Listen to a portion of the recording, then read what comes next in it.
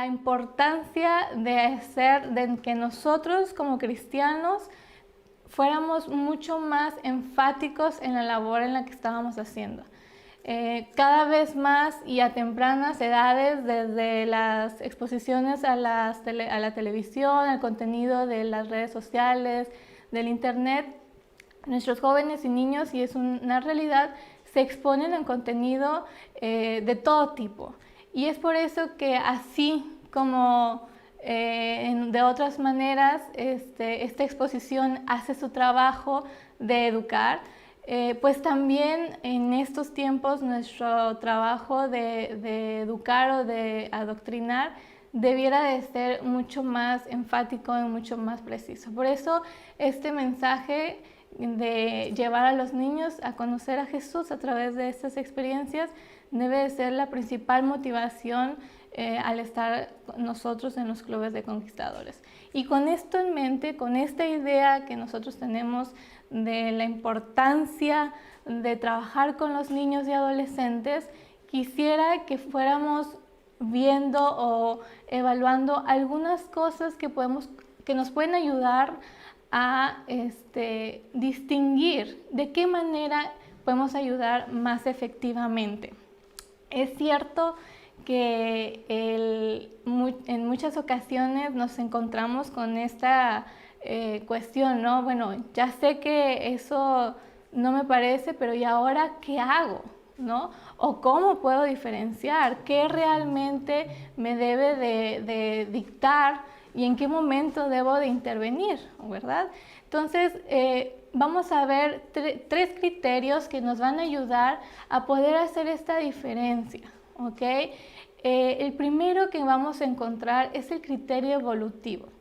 ¿Qué quiere decir? Es la edad cronológica que nos va a dictar el mismo niño y es la etapa en la que se encuentra. Por ejemplo, la edad implica cambios físicos, conductas que se van adaptando a través del contexto, a través del ambiente, de acuerdo a cada etapa, ¿no es cierto? Por ejemplo, si un niño le tiene temor a la oscuridad a los 2, 3 años, podríamos considerar que es adecuado, que es normal, que no está fuera de los paradigmas, ¿no? Pero si nos encontramos con un niño que le tiene un temor extremo a la oscuridad y le impide hacer ciertas actividades a la edad de 15, 16 años, entonces pensaríamos que podría necesitar ayuda, ¿no es cierto? Entonces es muy importante que nosotros conozcamos la edad evolutiva de nuestros niños y los cambios que estos implican. Por ejemplo, hay algunas cuestiones o algunas problemáticas que podemos considerar que son adaptativas a cada edad, ¿no? Yo puse ahí de edad de los 7 a los 11 años porque todavía alcanzamos a tener niños en el Club de Conquistadores de 10 años, que entran a 9, 10 años, que entran a la clase de amiguitos. Y en esa etapa aún nos podemos encontrar con problemáticas del rendimiento escolar, con algunas cuestiones de adaptación con los compañeros, que aún no se lleven del todo bien, que aún hay la distinción niños, niñas, que se ve muy marcada, y que eso, digamos, es parte de la edad en la que se encuentran nuestros niños. Pero en la adolescencia va cambiando un poco esta conducta, ¿no? Si antes no podíamos armar los grupos de niños y niñas, ahora es difícil poderlos separar, ¿no es cierto? O se presentan comportamientos más desafiantes, nos encontramos con más preguntas, más dudas, cuesta un poquito más poner límites, hay problemas con la cuestión de los horarios, las dificultades no en el rendimiento escolar, sino en los hábitos de estudio, ¿no? De prepararse, de sentarse, de concentración. Y todas estas problemáticas, digamos que podríamos encontrarnos con que son adaptadas a esta edad y que son normales, que seguramente nos vamos a encontrar a esta edad. Pero también hay cambios físicos, ¿no es cierto? En esta edad los cambios físicos son mucho más marcados, nos podemos dar cuenta de que también sus cambios corporales se van haciendo más evidentes. Por ejemplo, en las niñas, el crecimiento del busto, el crecimiento de las caderas, la aparición de la menstruación, en los niños y en las niñas, el crecimiento del vello axilar, los cambios de la voz, el crecimiento púbico, del vello púbico, y todo este crecimiento se puede ir dando en las etapas justo en la que nos encontramos en la edad de conquistadores. Hablamos de un desarrollo normal cuando se van presentando en las edades, pero en algunas ocasiones, y algunas cuestiones genéticas, el desarrollo puede ser precoz o puede ser lento. Esto no quiere decir que haya un déficit, no en todos los contextos implica un déficit, pero sí un alentamiento o una aceleración del crecimiento, que esto en muchas ocasiones, dependiendo del niño, dependiendo de la genética, dependiendo de la exposición al ambiente, puede surgir. Sin embargo, cada vez nos vamos encontrando con que estas etapas se van adelantando, ¿no? O que el crecimiento de nuestros niños a adolescentes se va notando cada vez más. Y posiblemente esa es una discusión que aún hay entre los expertos de si es debido al ambiente, si es debido inclusive a la alimentación, y toda esta discusión yo creo que nosotros lo podemos notar y se hace muy presente, sobre todo en los clubes que nosotros manejamos.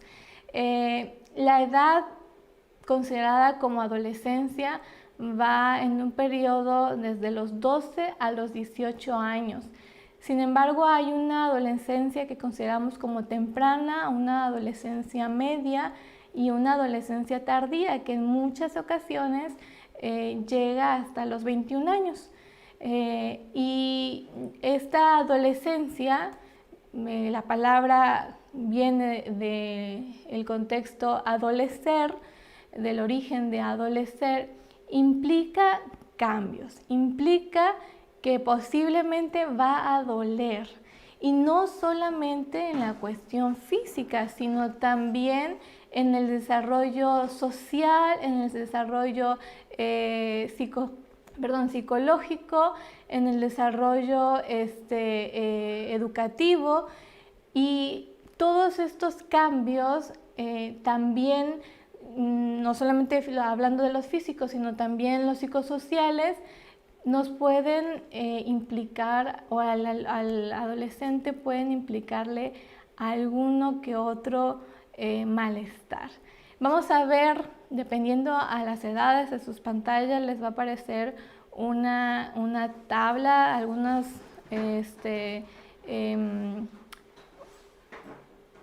algunos puntos del desarrollo psicosocial que son de acuerdo a las edades, de 12 a 14 años, 15 a 17 años, que consideramos la adolescencia media, y de los 18 a los 21 años, considerada la adolescencia tardía que yo les mencionaba. Allí pueden ustedes, por ejemplo, en los 14 años es común encontrarnos con un mayor recelo e interés por los padres todavía, pero cuando llegamos a la edad de los 15, 17 años, esta relación puede convertirse en una relación un poquito más conflictiva. Ya no es necesario tanto la aceptación de los padres, sino más bien es más importante la aceptación de los pares, de los iguales, y por ello la preocupación del cuerpo, la preocupación de ser aceptados, la preocupación de la estima propia crece porque estamos más conscientes de que somos una persona individual que ahora yo me visto de cierta manera, que yo actúo de esa manera, pero que siempre está comparado o limitado con lo que la influencia o los pares pueden ir dictaminando, ¿no? Y ya a los 18 años, la metacognición, o sea, la capacidad de ser conscientes de nosotros mismos, digamos que, o lo que se espera es que vaya siendo más precisa. Hay mayor integración en el aspecto social, uno se va desenvolviendo más independientemente, desaparecen algunas preocupaciones respecto a la cuestión física. Sin embargo, en muchas ocasiones esta etapa puede ser de mayor crisis. Y ahora las estadísticas lo que nos dicen es que en la etapa adolescente hay más recurrencia en los trastornos emocionales, tanto trastornos anímicos como son la depresión, la ansiedad y los trastornos de personalidad, trastornos del estado alimenticios, que en esta etapa, precisamente por el tipo de desarrollo en el que nos encontramos, cuando no hay un ambiente o cuando no hay adecuadas estrategias, pueden convertirse en una problemática. De los alumnos o de los aconsejados que yo tuve la experiencia de tener hace algunos días, tengo recuerdos tan bonitos y me da un gusto poderlos ver ahora como adultos, porque la mayoría de ellos ya son adultos jóvenes, siendo y haciendo lo que más les gusta, cada uno con sus diferencias. Nada que ver, digamos, con las diferencias que tenían o cómo lo recordaba yo en las fotos cuando estaban niños, sino ahora como adultos jóvenes ya, bueno, siendo y desarrollándose exponencialmente, diría. Y es que estos cambios son precisamente los que el Club de Conquistadores puede o no ir propiciando.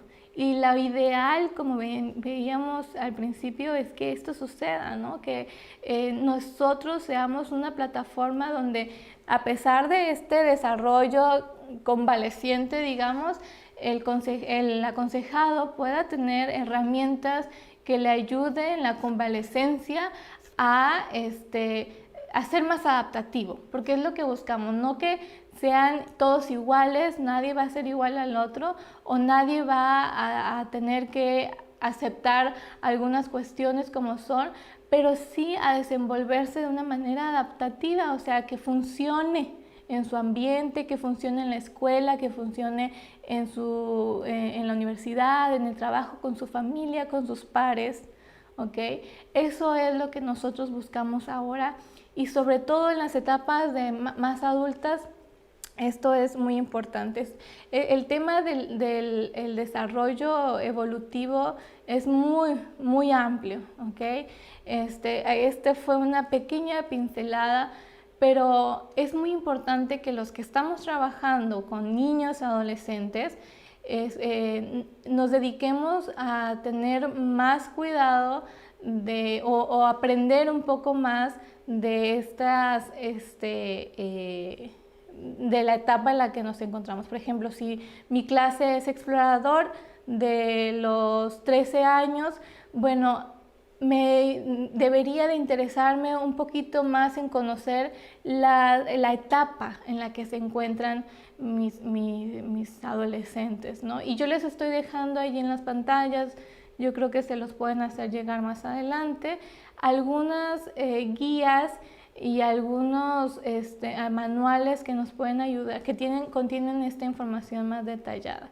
La tercera opción es una página de internet, es una organización de hecho que vela por el cuidado de los niños y de los adolescentes. Hay preguntas para maestros, para padres y para los mismos adolescentes.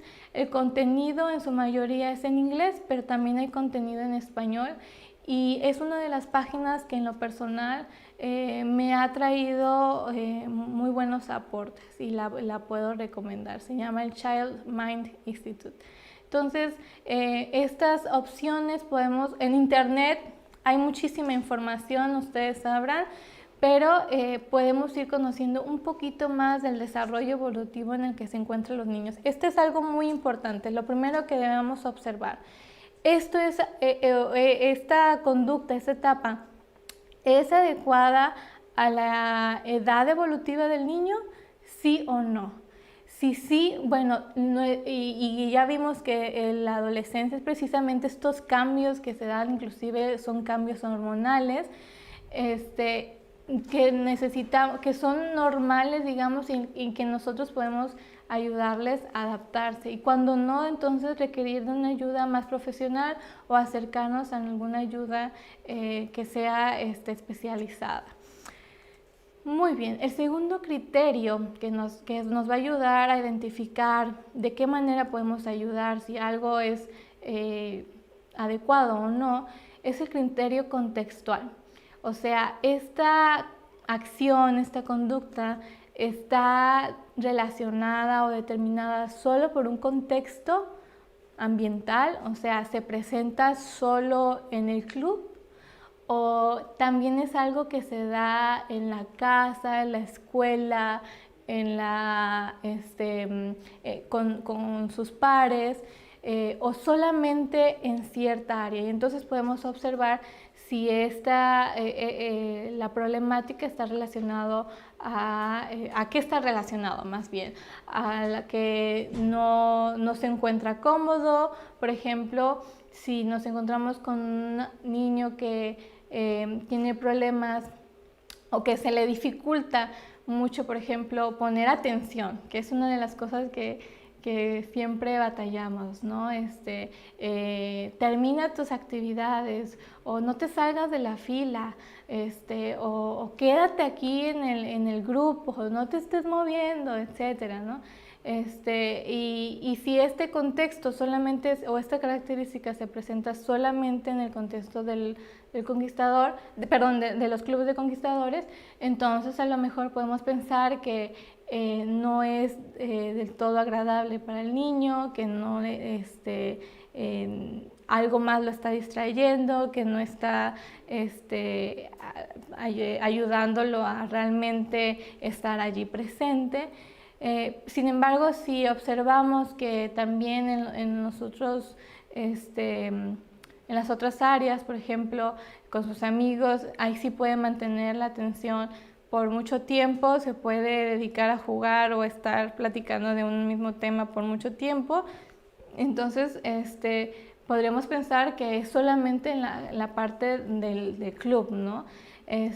Pero está presente en la casa se le olvidan las cosas, en la escuela va mal porque no anota sus actividades, porque no lleva la tarea, y en todos los demás contextos. Entonces podríamos pensar que hay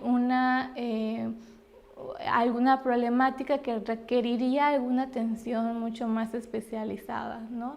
Y este criterio, para considerar que algo no está bien, debe estar presente tanto en la casa, en la escuela, con los amigos, en otro contexto social, etcétera, en todos los contextos para determinar. Cuando no, entonces a lo mejor habrá que cuestionar qué estoy haciendo yo o qué está pasando en el ambiente que no le está ayudando a nuestro adolescente.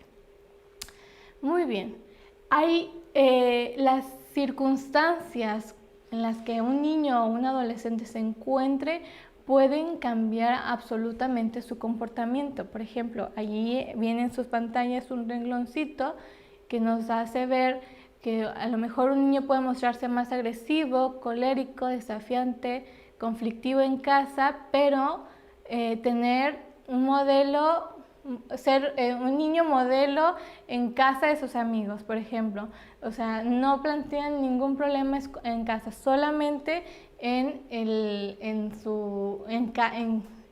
no plantean ningún problema en la escuela, sino solamente en la casa. Entonces, a lo mejor podríamos pensar que el problema o la circunstancia que está pasando en casa no le está ayudando del todo. ¿Okay? Es lo que les mencionaba más adelante. Pero muchas veces también nos encontramos con el grado de tolerancia de los adultos. O sea, tenemos que cuestionar también nosotros qué tan tolerantes somos nosotros a ciertas conductas o no. Porque, por ejemplo, si yo estoy acostumbrada a que en casa hay niños que saltan, que hacen mucho ruido, que mayormente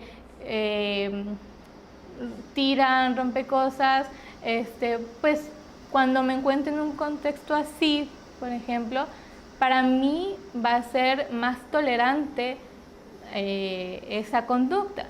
Pero, por ejemplo, a algún adulto que no esté tan acostumbrado a un ambiente de esa manera, pues posiblemente nos encontremos con que le va a ser más difícil o él va a ver como que esa conducta no está siendo del todo normal. Ahí viene un ejemplo. Un niño hiperactivo que tiene unos padres con infinita paciencia y capacidad de reconocer conductas, que también tiene una profesora tremendamente profesional y vocacional, puede no llegar nunca a una consulta psicológica hasta que cambie de profesora, porque su ambiente en donde está es muy tolerante al tipo de conductas que presenta un niño hiperactivo. Sin embargo, si la influencia cambia, también la respuesta. O sea, si esto lo podemos ver en la siguiente imagen. Si por ejemplo, la maestra o los padres son menos tolerantes a la conducta hiperactiva del niño, pues probablemente y a más temprana edad se den cuenta que esa conducta no les está pareciendo, ¿no? Nos podemos encontrar a veces que hay padres que en el supermercado nos encontramos con que el niño está haciendo el berrinche de la vida, ¿no? Pero ellos no, como decimos, no se inmutan, ¿no? Porque son más tolerantes a esa conducta. Pero a lo mejor hay otros padres que no son tan tolerantes, que se muestran un poco más impulsivos al actuar para que no se haga el berrinche. Otros padres que les preocupa mucho que sus hijos no vayan bien en la escuela, que terminan al final de cuentas haciendo la tarea, ¿no? Esos son tipos de tolerancia, digamos, a una conducta. Para algún adulto puede ser que sea una problemática, pero para otro no. Y es importante que nos cuestionemos nosotros. Esto depende mucho de nuestro background, de nuestro propio ambiente, de nuestra propia crianza, y de nuestras propias creencias también. Así que consideremos antes de descalificar o no una conducta, nuestra propia tolerancia a esa conducta considerada como problemática, y veamos si está presente en todos los entornos, en todos los ambientes, para considerar que entonces necesitamos intervenir de otra manera. Y bueno, un tercer criterio que nos puede ayudar es el criterio que se llama FID, o sea, de frecuencia, intensidad y duración. La frecuencia nos va a ayudar a determinar qué tan grave es una conducta que se considera problema en cuanto al número de veces que ocurre en el tiempo. O sea, está presente 3 veces a la semana. Consideramos que, o de los fines de semana que vemos a los niños, las 4 veces que nos reunimos al mes, por ejemplo, esta conducta está presente. La intensidad nos indica qué tan grande o excesiva o deficitaria es una conducta. Por ejemplo, la conducta problema le hace retrasarse en el nivel que van todos los niños, o es tan problemática que le impide hacer de buenos amigos, o le impide hacer ciertas actividades que podría hacer, ¿no? Entonces diríamos que la intensidad es alta porque le está impidiendo hacer ciertos comportamientos. Y la duración nos indica si las dificultades son puntuales, o sea, aparecen en cierto momento, en cierto contexto, como veíamos, y desaparecen de esa misma manera, o persisten en el tiempo, se van manteniendo en el tiempo. Por ejemplo, hablaríamos que del año escolar o del año que nosotros tenemos una clase, los 6 meses o 6 meses del tiempo, esta conducta permaneció. Por ejemplo, un miedo excesivo a algún objeto, a la oscuridad, como veíamos, permanece. Puede ser que en un momento determinado me sentí miedo, ¿no? O sea, fui a un campamento, nos contaron una historia y iba caminando y justo pisé un palo, escuché un ruido y ¡ay, qué miedo! Me dio muchísimo miedo en ese momento, ¿no?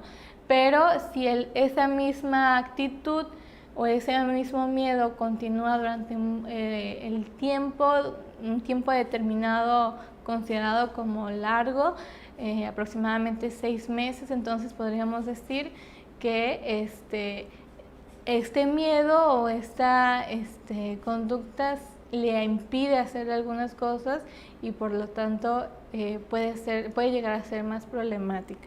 Estos criterios son importantes para determinar entonces de qué manera considero que algo está pasando y algo es considerado como problemático a la hora, sobre todo, de intervenir. Pero hay ahora la pregunta sería, pues entonces, ¿qué hago? ¿No? ¿De qué manera, si considero que es una conducta que necesitamos cambiar o disminuir, pues entonces, ¿qué debo de hacer? Y hay 2 conceptos que nos pueden ayudar también dentro de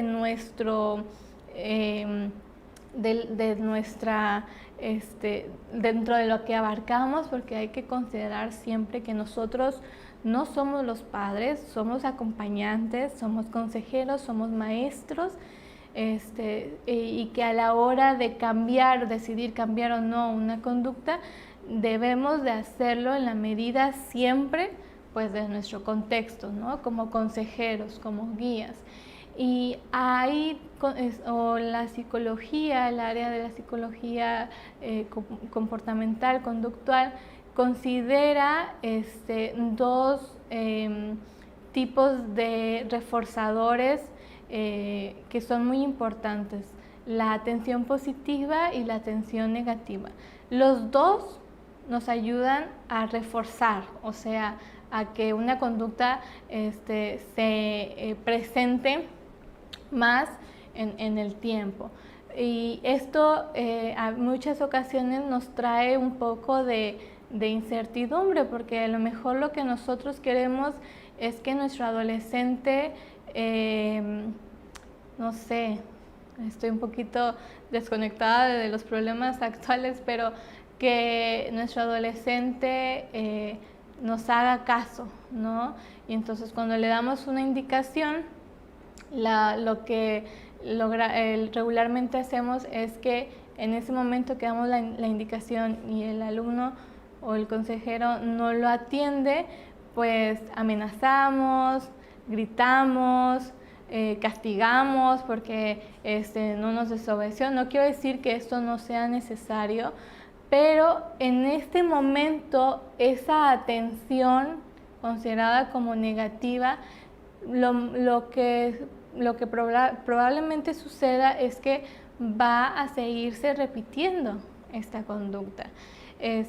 O sea que no necesariamente los castigos, los gritos o las amenazas nos aseguran una eliminación o disminución de la conducta, sino que en muchas ocasiones esto puede ser un reforzador, sin embargo un reforzador negativo, porque nos ayuda, se considera negativo, porque en vez de disminuir la conducta que no queremos que aparezca, pues la aumenta, ¿ok? Entonces, darle la atención positiva no necesariamente es los elogios o los abrazos, sino que probablemente en ese momento no podamos elogiarlo, no podamos abrazarlo, no podamos hacer que esa conducta,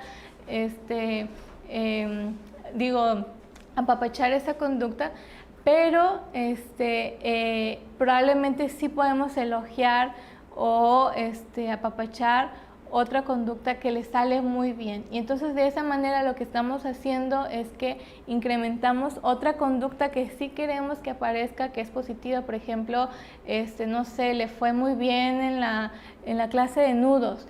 Y entonces hay que reforzar esa atención, o hay que reforzar esa conducta que le hizo muy bien, le fue muy bien. Pero muchas veces estamos nosotros más enfocados en las actividades o en las conductas que no queremos que repitan. Y es más fácil, digamos, que trabajar o aprender en las experiencias positivas. Entonces, si nuestro ambiente es un ambiente positivo, con reforzadores positivos, prestando una atención positiva, las conductas que sí queremos que se sigan aumentando van a ir apareciendo más.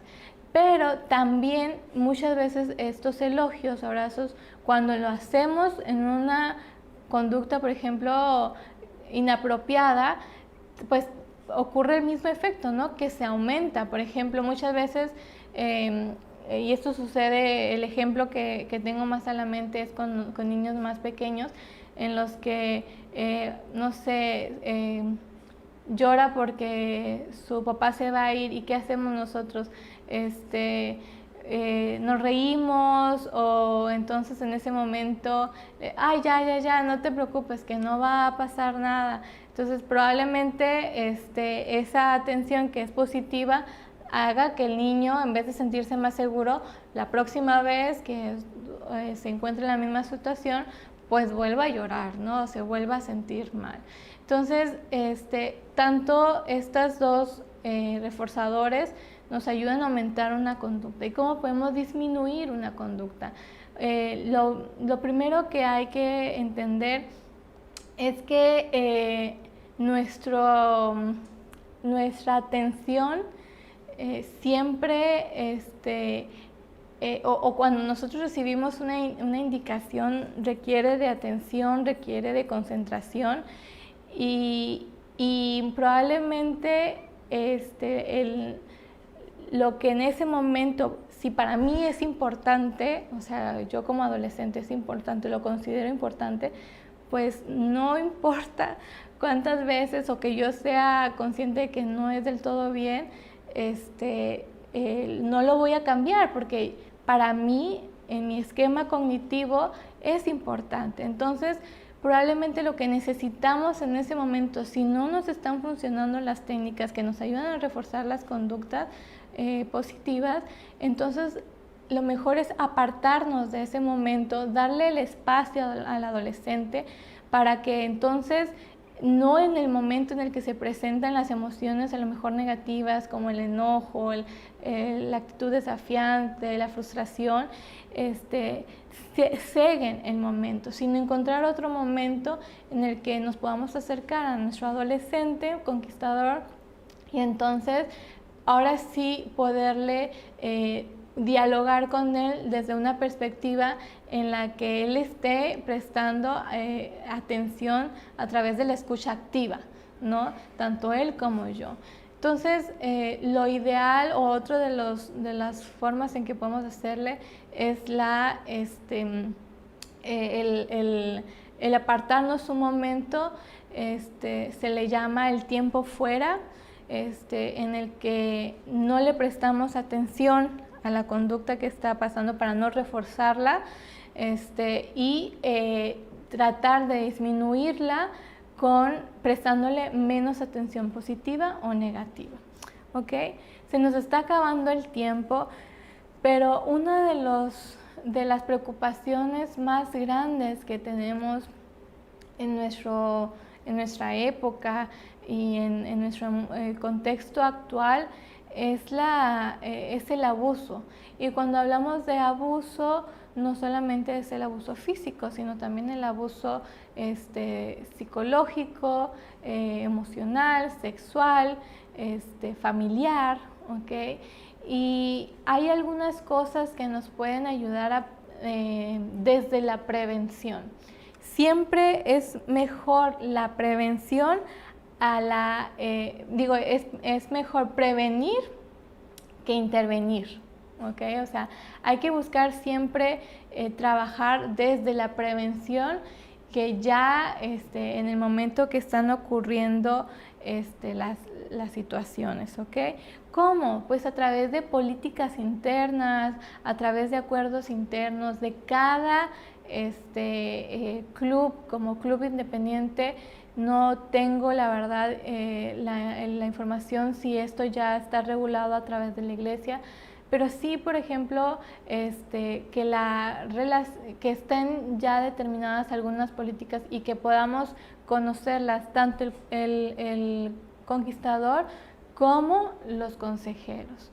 Y hay que poder informarnos sobre esto, si ya hay políticas que nos ayudan a protegerlo, que nos ayudan a saber cómo actuar.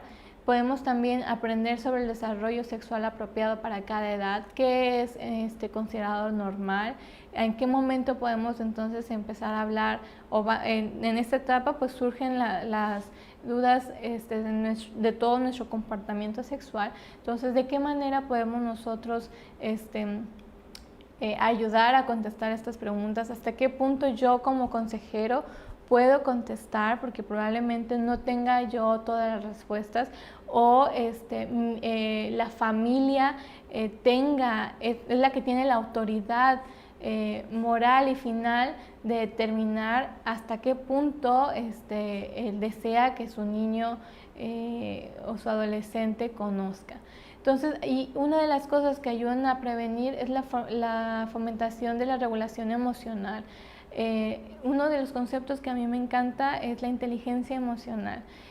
Aprender sobre inteligencia emocional para que nosotros sepamos cuándo decidir o qué hacer cuando estamos enojados, tristes, algo que no nos gusta, entonces podamos hablarlo, y hablarlo de qué manera, porque en muchas ocasiones cuando se presentan abusos de cualquier tipo, se presentan conductas agresivas o conductas de enojo, y que entonces nosotros consideramos como inapropiadas, ¿no? O sea, ¿por qué nos está faltando el respeto? ¿Por qué se presenta más así impulsivo? Y entonces, si vamos aprendiendo a regular nuestras emociones, es más fácil que nosotros podamos comunicar cómo nos sentimos, qué es lo que está pasando, y también a ser más empáticos con los demás. Muy bien, conocer las políticas, como habíamos dicho, y ser un adulto de confianza en el que nosotros podamos, o que nuestros aconsejados puedan saber que cuentan con nosotros desde una manera responsable. Y bueno, hay un protocolo que les quiero dejar también de atención en situaciones de violencia, como habíamos dicho, violencia de todo tipo, física, emocional, sexual. Este protocolo está hecho por la Fundación de UNICEF. Es un protocolo que ha sido considerado como validado para varios contextos, y que nos puede ayudar en el contexto de los clubes, ¿no? A saber qué hacer si se presenta una situación de abuso, una situación de violencia, una situación de bullying, ¿ok? Bueno, la imagen no aparece en los primeros pasos, pero lo primero que hay que hacer es evidenciar la falta. Si ya estamos, si ya sabemos que hay, o somos ya informados, hemos verificado la información, entonces es muy importante que nosotros hagamos evidente, comuniquemos, y que no se esconda la información, o que no lo tratemos de manejar o minimizar. Es como una herida. si vamos a un quirófano y con hemorragias internas y etcétera, que ponen en peligro la vida de la persona, pues no vamos a atender primero la fractura, ¿no? Porque está a lo mejor más a la mano, sino que hay que atender, y a lo mejor hasta que no se abre y que no se ve, podemos ver la dimensión del problema y entonces poder hacer algo al respecto. Entonces hay que hacer evidente, no minimizar el asunto, y obviamente que siempre informarnos con alguien del área. Ya no nos va a dar el tiempo, quería compartirles para finalizar una charla que me parece importante, aunque no tengamos hijos. Yo mientras estuve en el club no tenía hijos, estaba en mis primeros años de carrera universitaria. Toda mi universidad estuve participando en los clubes, así que mi experiencia realmente fue muy corta. Ahora pues la verdad siento que me hubiera gustado conocer muchas de las cosas que ahora sé, y bueno, una persona, una educadora, Pilar Jericó, nos hace reflexionar sobre la importancia que tenemos nosotros de primero poder rectificar o poder conocernos mejor para saber entonces cómo poder acercarnos a nuestros hijos. Y me gustó la frase, nuestros hijos, podríamos poner, nuestros conquistadores son nuestros espejos. Y la verdad es que sí, nosotros somos un reflejo, o los niños son un reflejo de los adultos. Y bueno, para terminar, quisiera hacerles una invitación. El Club de Conquistadores es una oportunidad maravillosa, hermosa, para conocernos. Tengo unos recuerdos muy, muy bonitos de los clubes de conquistadores y aventureros. Y el Señor, cuando pienso en Jesús con los niños, me imagino también una figura de maestro, de padre, de consejero. Y por eso repitamos juntos el versículo o la promesa que tiene Dios hacia nosotros como hijos también, y hacia nuestros hijos. Él nos dice en Salmo 127:3, los hijos son una herencia del Señor, los frutos del vientre son una recompensa. Podríamos nosotros adaptarlos diciendo, los conquistadores son la herencia del Señor, son los frutos del club, los frutos del club son una recompensa. Con esto vamos a terminar. Muchísimas gracias.